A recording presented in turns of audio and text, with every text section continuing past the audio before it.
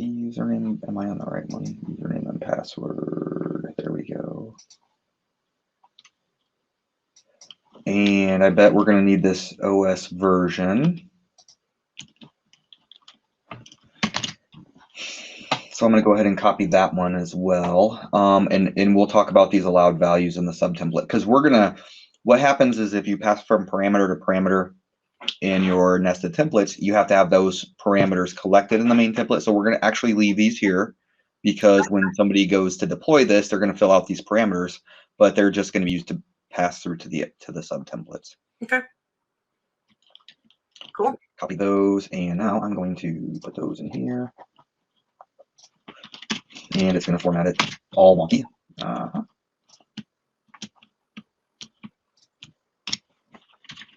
rid of that guy. All right. So how much red did that clear up? Oh, because we got our variables. We're getting close. Yep. So there might be things that you notice as well. In this case, this is essentially hard coding what image that we're going to use, right? We could do this in parameters as well, but there's some things that you will need to know about what offer. Like this is like not the easiest thing to know what to put in here. Microsoft Windows Server and then Windows Server, right? But there's ways to find that out, and I can show you that here in a little bit if you want to parameterize these versus making them a hard-coded variable. Hard code them as a variable. Scroll up. There's my variables. Let's put our comment here so we don't get beat up. Take that one off so we don't get beat up. And wow, we only have a little bit of red left, so we scroll down to that. And there it is. Stored account container and OS disk name. This is when we can actually change it to manage disk if you wanted to, or we could keep it the same and we can make that be something we do down the road too. Yeah, that might be something that we want to do down the road, just because we might run short on time here. Yeah, no, I'm down for that, because I feel like we're taking somebody through the full gambit of code. We've so far deployed the VNet, we've deployed the virtual machine. Now we're going to make that template a nested template.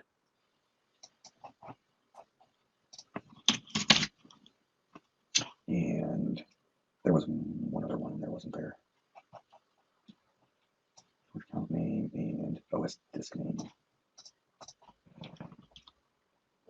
That's always fun. Oh wow, yeah, thanks for updating me right in the middle. Proof we're still doing it live, folks. Proof we are still doing it live. And I feel like some of these videos where we're doing more of the hands-on, you may want to bounce around anyway, just because of the fact that, like, I'll speed up some of this, I'll cut up what I can, but I think, seeing us struggle or seeing us sort of do some of this on the fly shows you what you're up against as you're starting to build this out, because it does take some time. But once you have a number of templates, once you have a number of scenarios that you've written templates for, everything sort of speeds up, right, Matt? What'd you say? Yeah.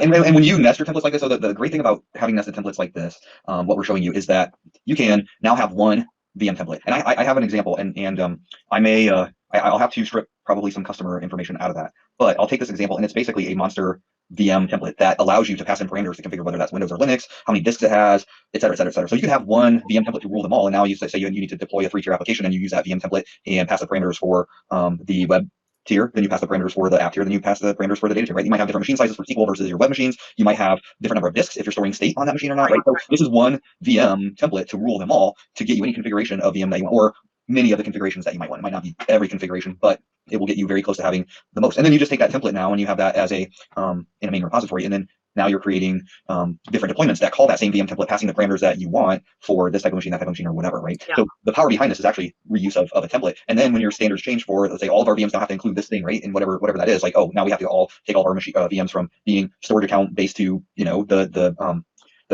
disks that are managed by Microsoft. So then when you modify that template, the next time you call that, with any other deployment that you do, it's going to use the changes that you made. Very cool. Yeah.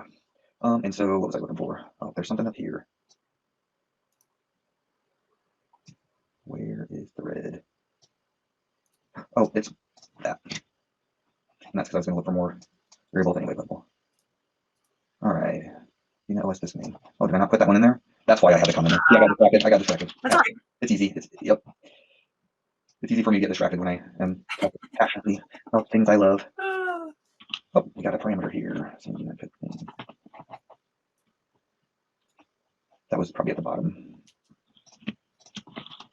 And notice I'm only taking one of these curly braces because the other one ends the set of parameters. Yeah, ours are the parameters, right? Yeah, and so the first one looks like it's good. at this point, though, I think at some point it gets out of control as far as the formatting goes. Yeah. But it's all good. It's all good. All right, so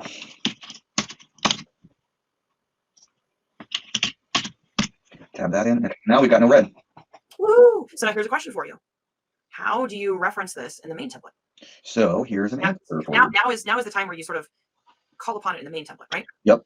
So in your main template now, we can, let's knock out our, that's the storage account, right? Yep. And did we take that one over? You can double check. I think we did. Correct. Go to the resources. Yeah. Oh, no, we did not. No. So add that in real quick. Yep. And you know what I'm going to do? I'm going to remove it out of here. That may not be a bad idea, right? Just go through and remove the resources, one resource by. Yep. And get into the top of this one. And VNet type.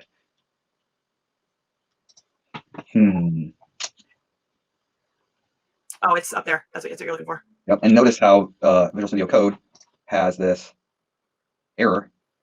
And you can see at the top of this error, it's saying that this parameter is never being used, right? It's not being used in this template because I deleted the stuff that was using it. So we can go ahead and delete that as well. And the only things turning red are my resources that are referencing. We'll figure that out in a minute. It looks like I broke something. And I'm just going to paste this at the top since it's got that comma on it already. Okay. All right. So that makes that happy, it looks like. Now this one is a little sad. So we can just check the resources, right? Like.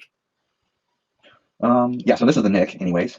That's going to go because we're creating that elsewhere. Yep. And our VM, right? That's our VM. Yep. And that's where we're creating that elsewhere. Get the spacing correct. So this is the public IP address, which is being created in here. We got that being created down here as well. Yes, the public IP address is also being created down here. So we can do that as well. Yeah. And then you can also strip out your variables and your parameters now too, right? No. We can strip out the variables. But the parameters, because we have to pass those in, we're going to leave them. Okay. All right. When we run this template, we're going to run it and pass in those parameters. And this template is going to say, oh, these are the parameters I need for this subtemplate and this other subtemplate. Okay. So the VNet is not in here, is it? No, because of the fact that it was technically that separate template from two days ago. We could always add that in. We are because I just copied one template to another. Everything that was in this template, I just copied to the other one. So I'm going to add the VNet in here. Okay. Into the VNet template. If you don't have it, we didn't do too much. We basically you added it using the Azure Resource Manager snippets. Okay. Yep. And that I might have a good idea on that too. Okay. So now that we've got our resources in this other template, our Azure deploy.json, we are going to do a new resource of type. Oh, I don't want a variable. A new resource. And it is going to be Microsoft. I think it's resource manager. Where is my tab complete?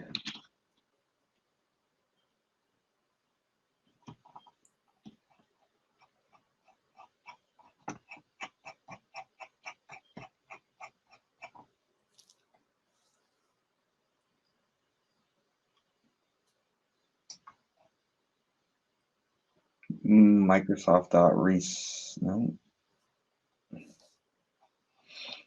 What was it? This might be one of them schema things that I'm not even used to, Visual Studio Code for. Yeah. Resources, maybe. I think it's Microsoft.resources/deployments. Try that. Yes, that's it. API version. Let's do. Let's do this one for now. I'm just picking one out of and remember, we kind of showed you the API versions previously with PowerShell. You can use the AZ CLI as well. That's helpful if you're trying to deploy newer resources. So there are still old APIs that you can use. You can build out infrastructure, but the one thing to make note of is you can't do something like, say, a private endpoint, right? Take a look at your API version. Take a look at those PowerShell commandlets. All right, what's going on? Okay, so yeah, so notice that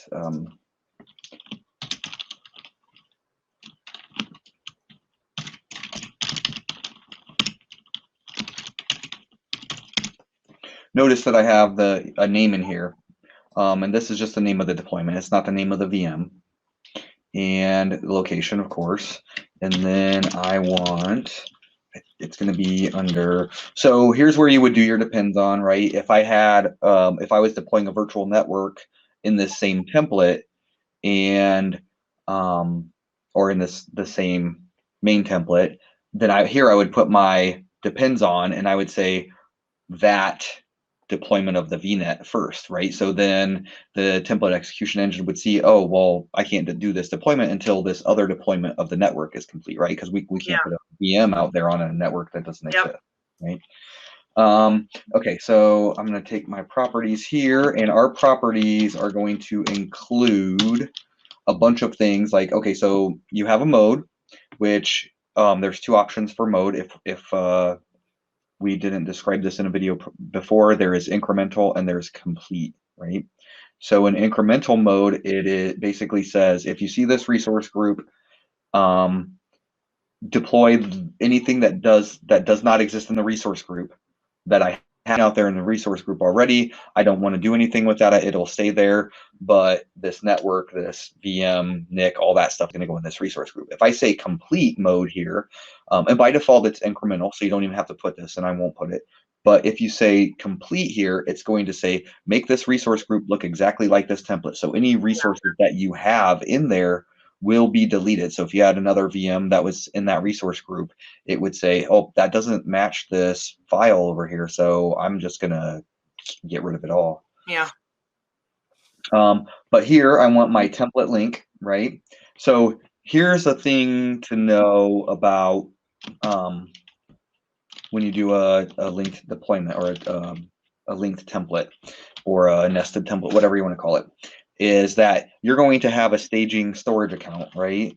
And that staging storage account is where the template execution engine is going to get a hold of the templates that it's deploying. So it's not going to reach back down to your machine and grab all the sub templates from your machine, right? What's going to happen is you'll see here in the file that we're using to deploy that we're creating a artifacts upload here, right?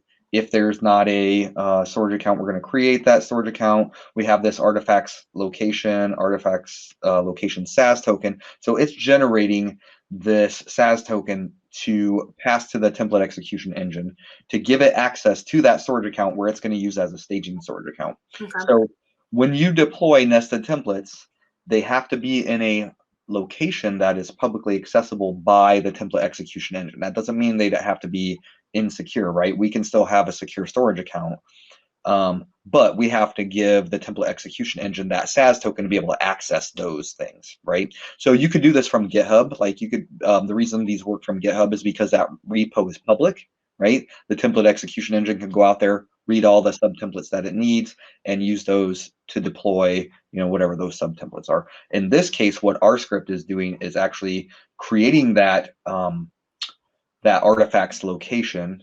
If there's not an existing storage account, it's going to create that storage account, and then it's going to create a container for that, and then it's going to create the SAS token, and then that stuff will be passed in to the template execution engine upon deployment.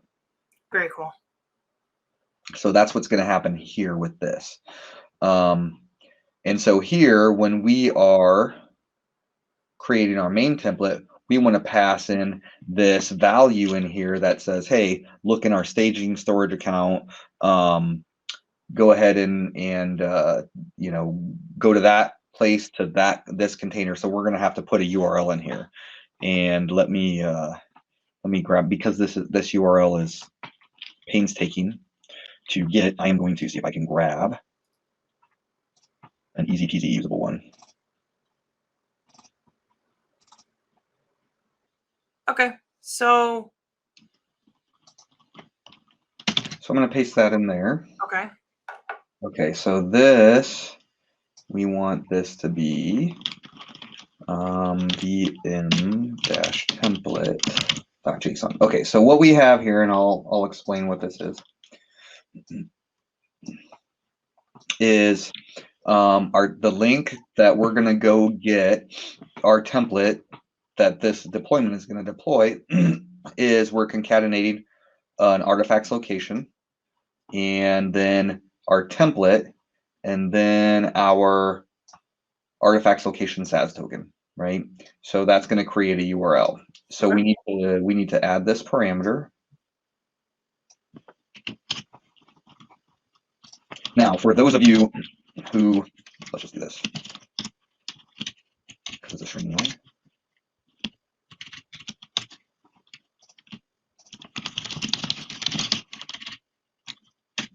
Okay, so for those of you who are want to be insiders, let's go back to this. And what you'll see here is when we do our new template deployment, we are passing in this optional parameters as well as our parameter file, right? Our template parameter file. That's what this PowerShell is doing.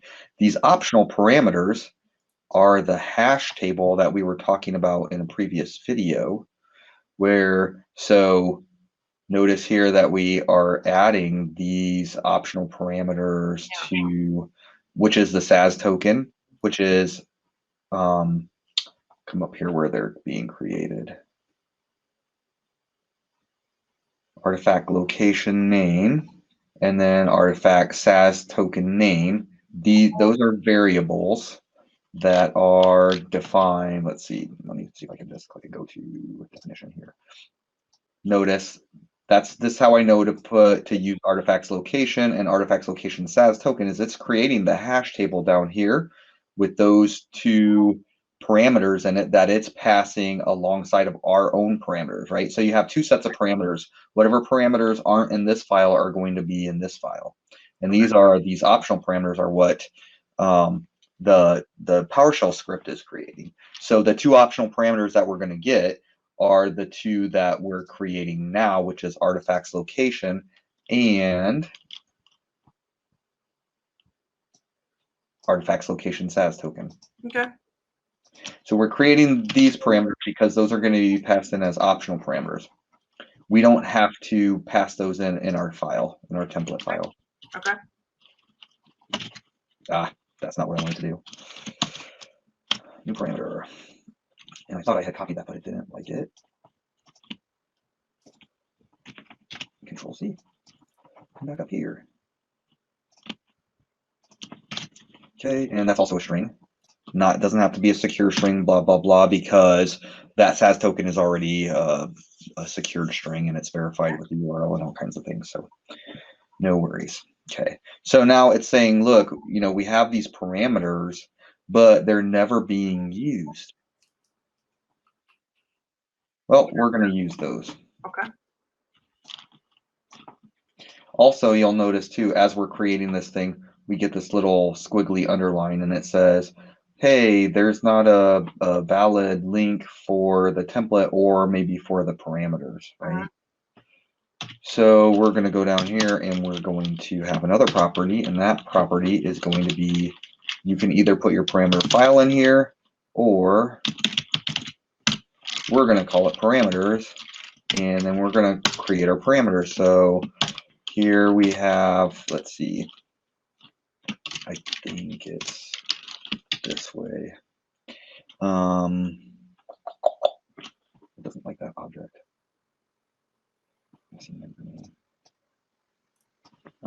see. Okay, so parameters, and then we want to, it should be this, and then we got,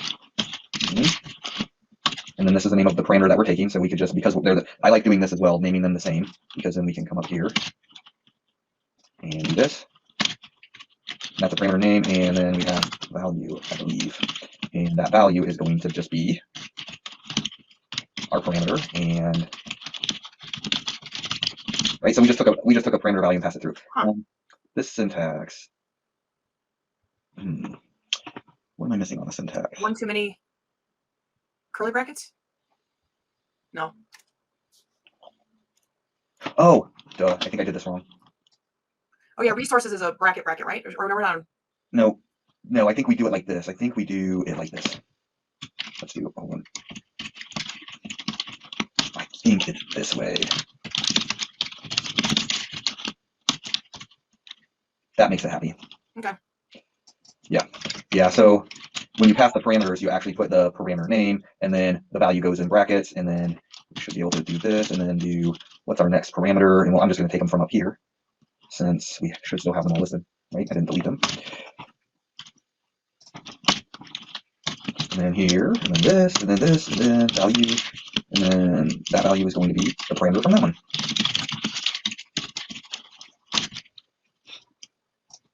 And you just copy and paste some more of these.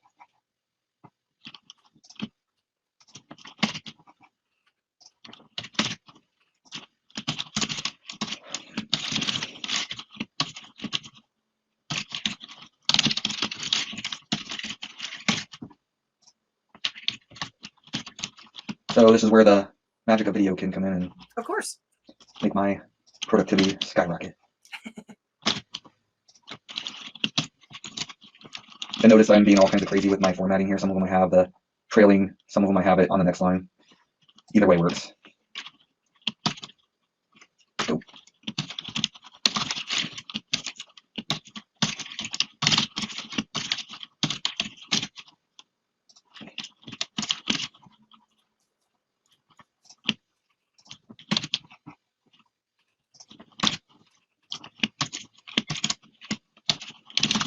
And so there's a couple of things that you can do here, actually. One of them is put value, right, like this, and we're just passing through the parameter value. But another thing that you can actually do for your parameters is pass a reference, right, like with your key vault stuff. And we'll probably show that in the key vault video. But you'll notice here, I wonder if it'll come up. No, it's not coming up. But we'll show that during the key vault video. It'll be cool.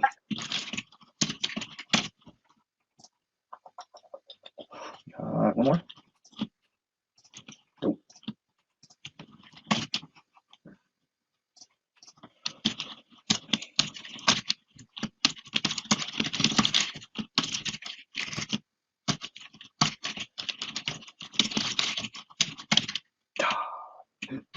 Forgot the back key.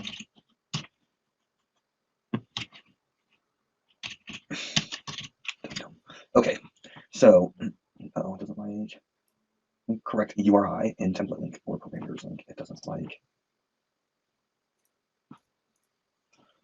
my template link. Oh, that's because this is okay. Yeah, that's right. This is also an object. Okay. So we need in here we need a URI property, and that's the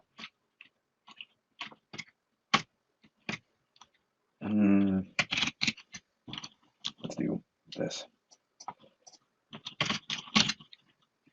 There we go. That should be our URI property. Oh, that's not. Forget that. And then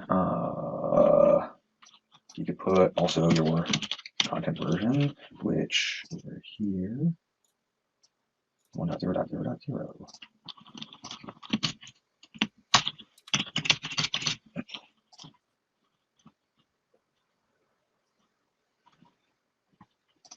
Okay, and so here we've got our main template, and it looks like the only thing is just complaining about the parameter file or whatever, Okay. Which I think you included a parameter file, right, on the. I did, but we've talked about this. You don't have to if you're able to, or if you want to use it. I mean, it's.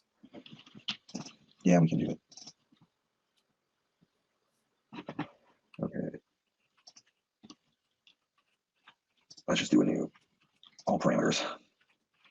Same VNet, Azure deploy that parameters. Yeah, let's just do that. All right. Oh, and those we don't need.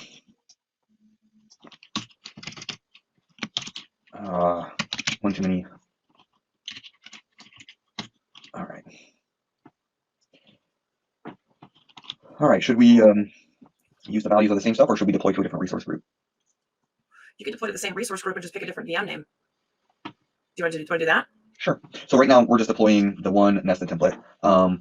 We could add the VNet as well, and then we'd be able to deploy to a different resource group too. Okay, so let's just go ahead and test this.